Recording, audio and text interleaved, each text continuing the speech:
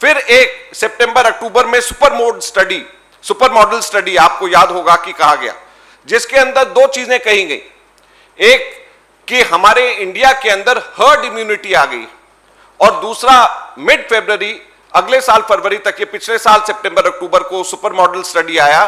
कि अगले साल फरवरी तक के कोरोना एकदम से खत्म हो जाएगा और हमारे देश में हर्ड इम्यूनिटी आ गई है। ये सुपर मॉडल स्टडी इसके अंदर कहा गया है। और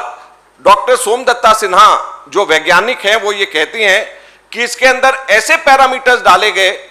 कि जैसे ही उन पैरामीटर्स को कभी भी उनको आंका नहीं जा सकता है, उनका आंकलन नहीं किया जा सकता, लेकिन जैसे ही कर्व जब चेंज होती है तो वो पैरामीटर्स भी अपने आप बदल देते हैं। तो डॉक्टर सोमदत्त सिन्हा का यह कहना है कि ये सिर्फ और सिर्फ हमारे देश की जनता को गुमराह करने के लिए सुपर मॉडल स्टडी करी गई, जिससे कि लोगों के अंदर एक माहौल आ जाए कि सब चीजें ठीक हो रही हैं, ताकि अपने राजनीतिक आकाओं को खुश किया जा सके। इसके अलावा कुछ नहीं है, और ये वहां के साइंटिस्ट कह रहे हैं। फिर जो सबसे बड़ी इन सब चीजों में मैं समझता हूं कि सबसे बड़ी गलती और सबसे बड़ा गलत कार्य हुआ कि एक साइंस जर्नल हम सब लोग जानते हैं, द नेचर, जनवरी 2021 में उसने प्रेडिक्ट किया, जनवरी इस साल में उसने प्रेडिक्ट किया कि हमारे देश के अंदर कोरोना की सेकेंड वेव आने वाली, और हमारे देश के अंदर सेकेंड वेव आने वाली है। ये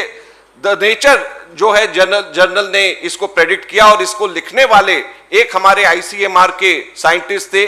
आईसीएमआर ने उसके ऊपर दबाव डाला उस साइंटिस्ट पे कि आप अपना नाम और आईसीएमआर को इससे विड्रॉ कराइए, और उसके ऊपर दबाव डाल करके आईसीएमआर के साइंटिस्ट से विड्रॉ कराया गया आईसीएमआर का नाम और आईसीएमआर के साइंटिस्ट का नाम, ताकि आईसीएमआर और उस साइंटिस्ट का नाम उसके साथ में नहीं आ सके। तो जनवरी के अंदर द नेचर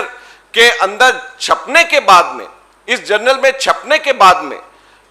उसको मानने की बात तो दूर रही, बल्कि जो उसमें साइंटिस्ट आईसीएमआर में काम करते थे उनके ऊपर दबाव डाल करके उनका नाम वहां से हटाया गया। मैं समझता हूं कि इससे बड़ी गलत कार्य नहीं हो सकता, और इससे बड़ा आपराधिक संलिप्तता नहीं हो सकती है।